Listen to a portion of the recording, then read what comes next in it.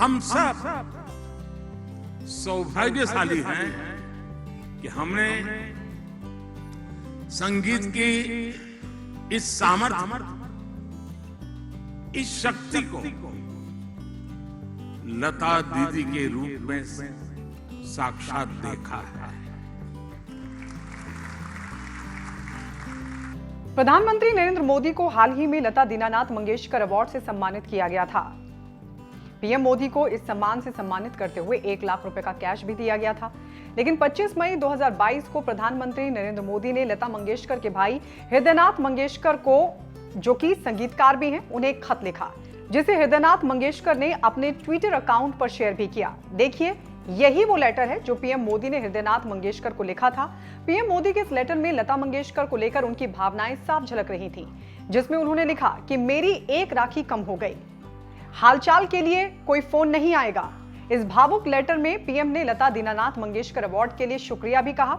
असल में लता मंगेशकर के भाई और संगीतकार हृदयनाथ मंगेशकर ने 26 मई को पीएम मोदी को अवार्ड के रूप में मिली राशि को पीएम केयर्स फंड में डोनेट कर दिया। और ऐसा इसलिए किया क्योंकि पीएम मोदी ने खत लिखकर उनसे ऐसा करने की अपील की थी। इस बारे में हृदयनाथ मंगेशकर ने एक ट्वीट भी किया और लिखा, हमारे माननीय प्रधानमंत्री नरेंद्र मोदी ने अपने पहले लता दीनानाथ मंगेशकर अवार्ड के रूप में मिली राशि को चैरिटी के लिए देने का फैसला किया है, जो बहुत ही महान काम है। हमारी ट्रस्ट ने इस राशि को पीएम केयर्स फंड को डोनेट करने का फैसला किया है। चलिए अब डिटेल में आपको बताते हैं कि पीएम ने हृदयनाथ मंगेशकर को 25 मई 2022 को लिखे अपने इमोशनल लेटर में लता दी को लेकर क्या लिखा। आपको याद होगा, जब पीएम लता दीनानाथ मंगेशकर अवार्ड ले रहे थे, उस वक्त पीएम नरेंद्र मोदी को लता दी की कमी बहुत खल रही थी, जिसका जिक्र भी उन्होंने उस वक्त किया था। उन्होंने लता मंगेशकर के भाई हृदयनाथ मंगेशकर को लिखे लेटर में भी इस बात का जिक्र किया और लिखा, लता दीनानाथ मंगेशकर अवार्ड के लिए मैं मंगेशकर फैमिली का दिल से शुक्रिया अदा करना चाहूंगा। पिछले महीने मुंबई में अवार्ड सेरेमनी के दौरान मेरे प्रति जो प्यार दिखाया गया, उसे मैं कभी नहीं भूलूंगा। दुर्भाग्य है कि मैं आपकी खराब सेहत की वजह से आपसे मिल नहीं पाया, लेकिन आदिनाथ ने प्रोग्राम को बहुत अच्छी तरह संभाला।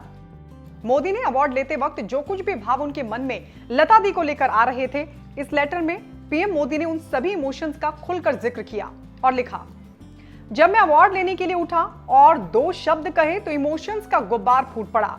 मैं लता दी को मिस कर रहा था। जब अवार्ड ले रहा था तो तब लता दी के बारे में सोच रहा था। उस वक्त एहसास हुआ कि मैं अब एक राखी से गरीब हो गया। अब मेरे पास एक राखी की कमी हो गई।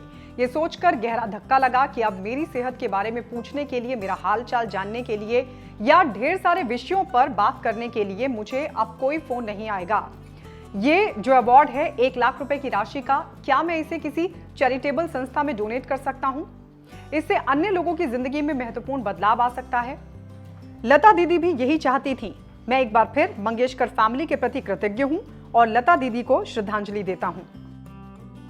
सुरों की मलिका, अपनी आवाज के लिए दुनिया भर में मशहूर लता दी का यूं तो व्यवहार ही ऐसा था कि हर कोई उनका मुरीद था, लेकिन पीएम मोदी और लता दी के बीच जो रिश्ता रहा उससे सभी वाकिफ हैं। लता दी पीएम मोदी को अपना भाई मानती थी, लिहाजा चाहे भाई बहन का त्योहार हो, कोई नेशनल फेस्टिवल हो, जन्मदिन या हालचाल लेना हो, तो लता दी अक्सर पीएम मोदी को फोन किया करती थी, जिसका जिक्र प्रधानमंत्री नरेंद्र मोदी मन की बात कार्यक्रम में भी करते रहे हैं। तो वहीं हालचाल या तबियत पूछने के लिए पीएम मोदी भी अक्सर लता दी को फोन किया करते थे। लेकिन लता दी के निधन के बाद न सिर्फ पीएम मोदी बल्कि पूरे देश को उनकी कमी खल रही है। आपको बता दें, गायिका लता मंगेशकर का 6 फरवरी 2022 को लंबी बीमारी के बाद निधन हो गया था। जनवरी 2022 में कोविड होने के बाद से ही उनकी सेहत लगातार गिरती गई। वो करीब 1 महीने तक अस्पताल में थी और उनको वेंटिलेटर पर रखा गया था। फिर आखिरकार उन्होंने दुनिया को अलविदा कह दिया।